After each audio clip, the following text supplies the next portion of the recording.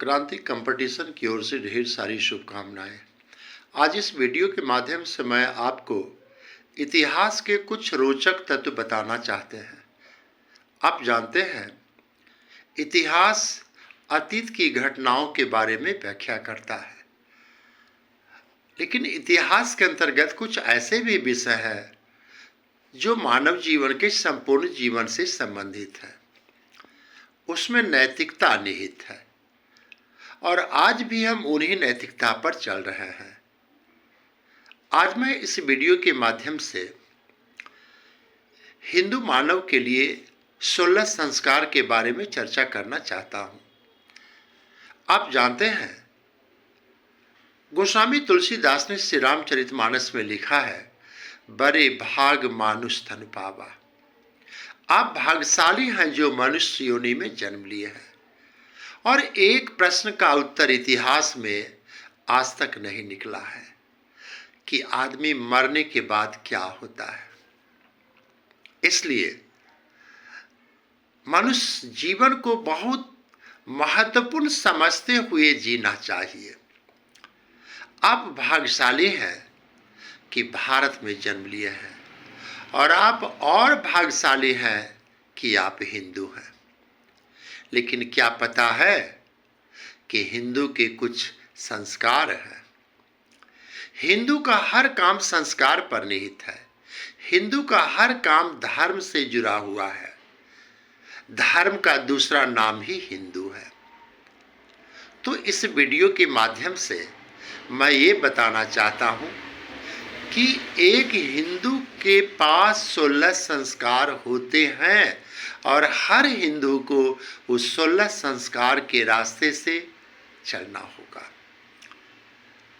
एक भी संस्कार अधूरा नहीं रहना चाहिए। 16 संस्कार को पूरा करना आपके जीवन की यही सार्थकता है। मैं 16 संस्कार की व्याख्या 1 बाय 1 करूंगा। देखिए, पहला संस्कार है गर्भाधान। इसका तात्पर्य है कि नर और नारी के शारीरिक संबंध का समय कितना शुभ माना जाएगा। आप जानते हैं, पति पत्नी के शारीरिक संबंध के मेल से गर्भ का ठहराव होता है। पुरुषों के पास शुक्राणु होते हैं, महिलाओं के पास अंडाणु होते हैं। आज मैं देखता हूं कि आधुनिक युग के जो मानव होते हैं वे इसका महत्व कम देते हैं। गर्भाधान हमारा पहला संस्कार है। 16 संस्कार में पहला संस्कार है गर्भाधान। इसका अर्थ होता है गर्भ ठहरने का उचित समय क्या होनी चाहिए। बंधु, एक चीज आप जरा गौर करें।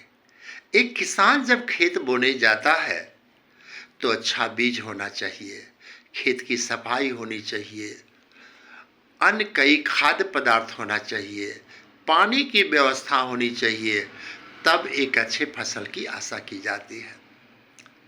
प्रसिद्ध दार्शनिक प्लेटो ने कहा है, हृष्ट पुष्ट पति पत्नी के मेल से हृष्ट पुष्ट संतान होते हैं। तो इसलिए मैं आपको बताना चाहता हूं कि हिंदू में गर्भाधान का समय है रात्रि 12 बजे से 3 बजे के बीच। यानी अगर हृष्ट पुष्ट पति पत्नी हो और दोनों पति पत्नी के शारीरिक संबंध, जिसे आप सेक्सुअल इंटरकोर्स कहते हैं, उसका समय रात्रि 12 बजे से 3 बजे के बीच हो और अगर वो गर्भ ठहर गया है, ये बहुत शुभ का समय है। इस समय जो गर्भ ठहरता है उसके संतान शुभ माने जाएंगे। आजकल देखते हैं, राम कम पैदा होते हैं, रावण ज्यादा पैदा होते हैं। इसका कारण आपने कभी सोचा है? आज हर आदमी लड़ने को तैयार है। उनमें रावण का अंश ज्यादा है, राम का कम है। इसका मुख्य कारण है गर्भाधान कुसमय में होना। इसलिए छात्रों, मैं आपको ये नैतिक ज्ञान दे रहा हूँ। ये ज्ञान आप स्वयं जाने, परिवार को बतावें, समाज को बतावें, ताकि हर हिंदू एक शुभ, दूरदर्शी, बलवान, बुद्धिमान और विद्वान संतान पैदा कर सके। गर्भाधान का शुभ समय है रात्रि 12 बजे से 3 बजे के बीच, क्योंकि ये ईश्वर का समय नहीं है। और जब ईश्वर का समय न है, वह समय शुभ माना जाता है। सायंकाल का समय अशुभ माना जाता है। अगर सायंकाल के समय गर्भ ठहरता है तो रावण ही पैदा होंगे, और अगर राम पैदा करना चाहते हैं तो गर्भाधान शुभ समय होना चाहिए, और मैं शुभ समय बता दिया। शेष 15 संस्कार मैं अगले वीडियो में, मुझे पूरा भरोसा है कि 16 संस्कार का जो पहला संस्कार का मैंने जिक्र किया, उस पर आप जरूर अमल करेंगे। Thank you.